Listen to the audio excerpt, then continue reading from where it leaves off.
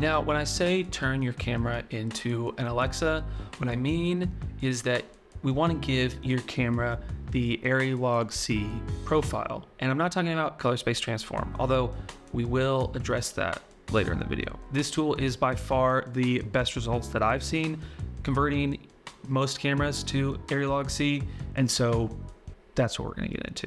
First things first, you're gonna need to download your camera's power grade or LUTs from Juan Malera's website here. Now, he does it for the XH2S, which, as you know, I'm a big fan of, and I'm currently shooting on right now. But you got the Pocket 4K, Pocket 6K, Sony, Canon.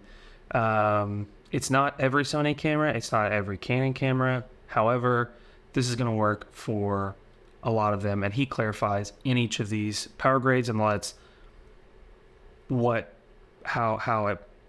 camera it works for. Now, the LUTs are only $20, so that means that you could maximize your camera for just 20 bucks and save you the trouble of having to buy a new camera to get the image that you want. A lot of you are probably screaming about color space transform in DaVinci Resolve, and I will get to that. However, Juan is doing some very special things in these power grades and in these LUTs, and I don't really know what it is, but he goes into detail on his YouTube channel and he shows test footage, and specifically this Pocket 4K to Alexa test footage is unreal. So I would definitely check out Juan's YouTube channel to get a lot more details. And I should also clarify, I bought these with my own money. I don't have any relationship to Juan at all. I just love his stuff. But let's get into it, and I'm going to show you how I would use these looks. So first things first, we got some footage, and I'm going to come in here, get our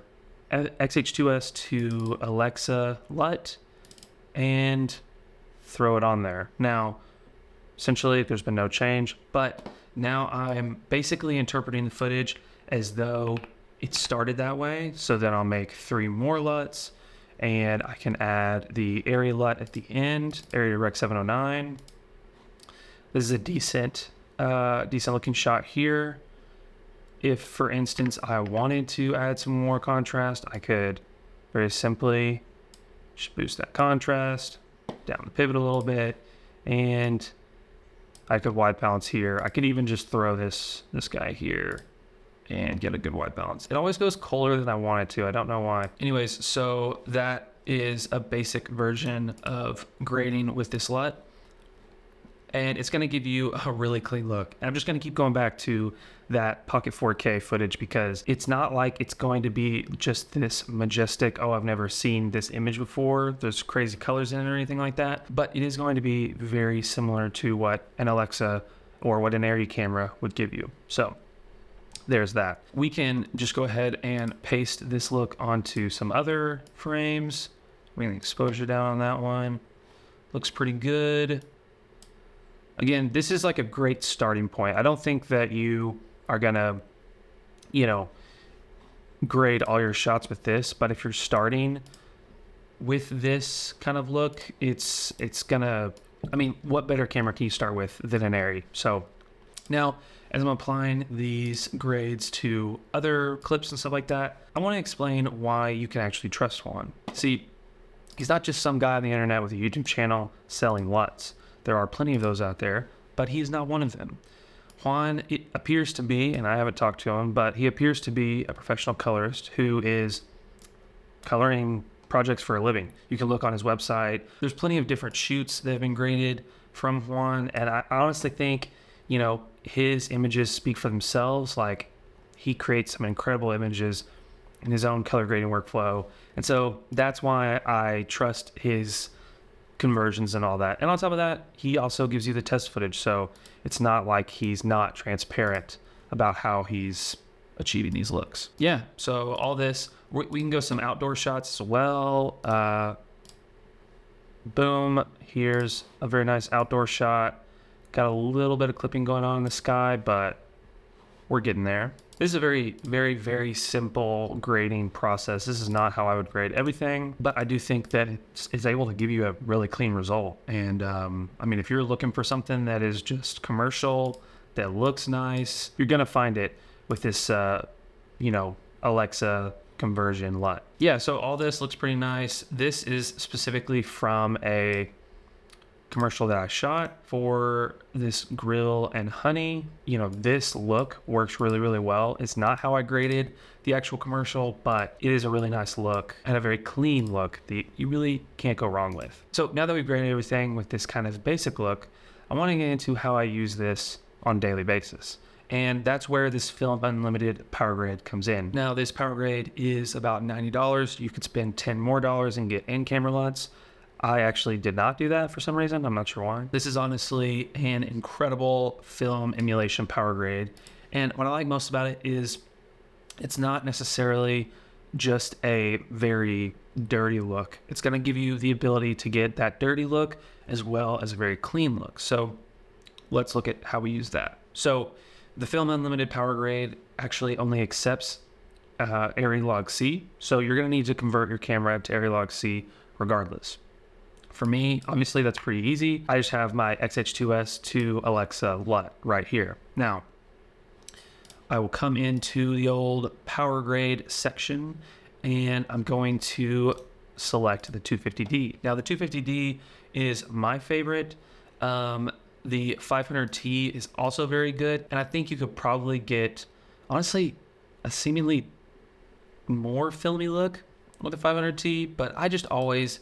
I don't know. I just always default to the 250D. I'm not really sure why, but to each his own, I guess. So the way that this, oh, frick. See, I made a mistake that you should not do. What I did was I simply applied the grade. But when you're using the XH2S to Alexa LUT or any of the, whatever your camera is to Alexa LUT, you need to append the node graph, which gives us a much better result. That way, it is reading that log C profile and interpreting all the colors the way you would want it. Now, it looks like there's a ton going on here. I'm going to simplify it for you because I'm not a professional colorist, but there's a very simple way to use this. First things first, there are some conversions going on here, a log to linear, a matrix didgeridoo that I don't know what it does, and then linear back to log. And all I know is the important part is you're going to do your exposure and white balance adjustments in this node here, node number 4, provided you've appended. Now, another weird quirk is that you're going to need to do all of those adjustments in the gain wheel here. So if we want more exposure or less, we can do that. I'm going to go with a little bit more because it's commercial.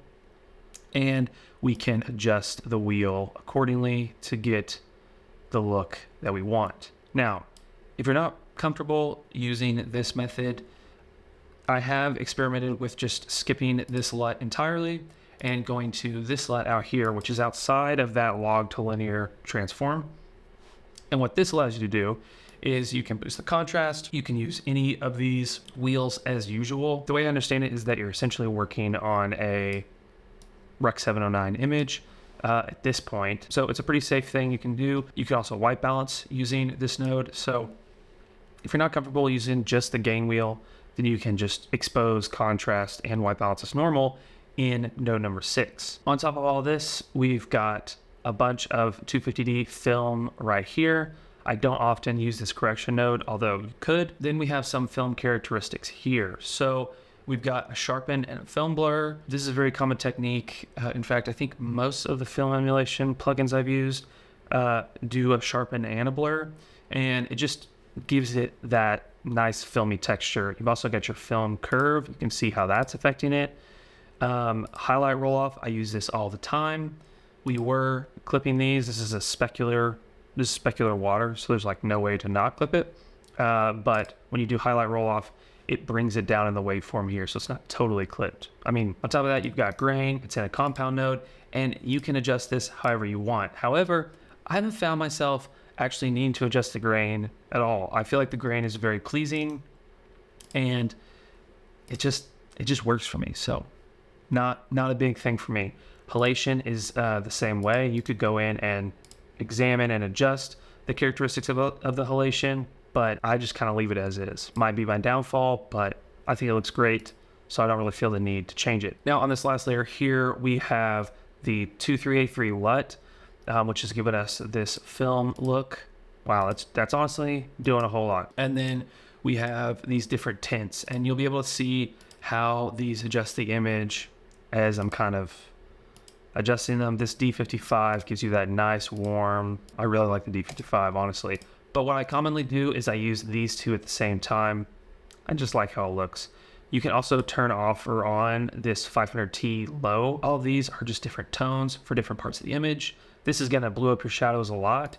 So I actually keep it off if I'm trying to get a more clean look. Got gate weave, which gives it that slight jitter that you're gonna find in a lot of film cameras. And that's pretty much it. Now we can apply this to a handful of different shots and get some really cool results. Honestly, I feel like this power grade really gives you a really cool film look, and oh yeah, that's good.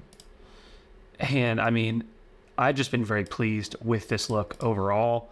It is, actually we'll do this one. Yeah, there we go. It's a look that I'm using all the time. Oh, by the way, all these were shot in 60 that were later converted to slow-mo. I just didn't convert them for this because, you know, we're just grading. It's no big deal. Yeah, it's a really nice look. It's very clean, but also could get very filmy if you want it to. I've been very impressed with this. Here are a couple of those shots. Honestly, I love how this stuff looks. It's like, these power grades are beautiful. Again, this is also in 60 frames. Sorry, not sorry. I'm not shooting 60 frames like on purpose, but I am shooting it for slow-mo, so, you know. And then, you know, when we get into it, it's like, this is a very cool look, very clean. Well, not very clean, it's kind of filmy.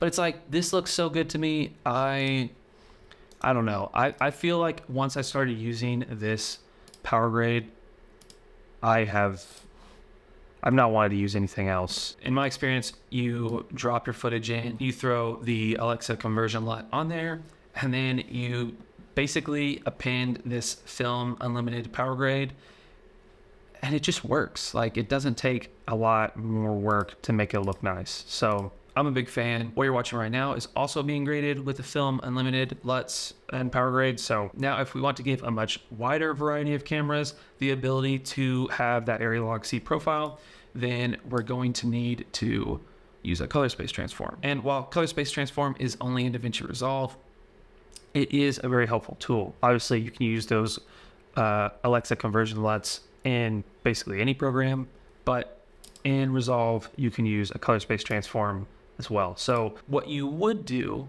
if you were using, let's say, a Sony that's shooting S-Log3, is you would select your color space and your input gamma, which would interpret it into Rec 709. But then you would select area wide gamut 3 and Arri Log-C, and it would convert it to Arri Log-C. Now, it's not an exact science, and as you can tell, I actually haven't converted this footage truly to Arri Log-C because it wasn't shot on a Sony, it was shot on an XH2S. And if you're anyone who is using Fujifilm cameras, then you know that F-Log2 is not yet supported in DaVinci. Come on, DaVinci. These cameras have been around for forever, and I think a decent amount of people are using them. I don't know what it's gonna take to get DaVinci to support F-Log2, but at the time of filming this video, it is not supported, and I'm upset, so there you go. But anyways, this would be a solution that you could use, and then you could do the same thing that we've done. You could append the node graph, and you're gonna get a beautiful image. I mean, this is totally converted completely wrong, but it looks decent. I'm not complaining. There's some aspects of it that aren't technically correct, but like, who cares? So your input could be a ton of different cameras. You could do Sony, you can do S-Log2 or S-Log3, you can do Red, you can do DJI, Canon, Blackmagic, lots of different cameras like that. So that's gonna get you most of the way there if you wanna give your camera that Arri Log-C profile. That's it for this video. If you enjoyed this power grade, I have just a link down below to Juan's website. I don't have an affiliate or anything like that. I'm not making any money from it. I think that pretty much anyone can achieve a really nice look using this power grade and his Alexa conversion LUTs. So I think it's worth a try. And for like $110, you could have the whole setup ready to go as if you just bought an Arri camera and hired a colorist. Well, that's not exactly true. And let me know in the comments if there's any other film emulation power grades you want me to try. As you can tell, I'm a big fan of film emulation power grades, so I would love to try more. Just let me know. I'll test them out. And until next time, let's get out there and make better films. A little wobbly, aren't we?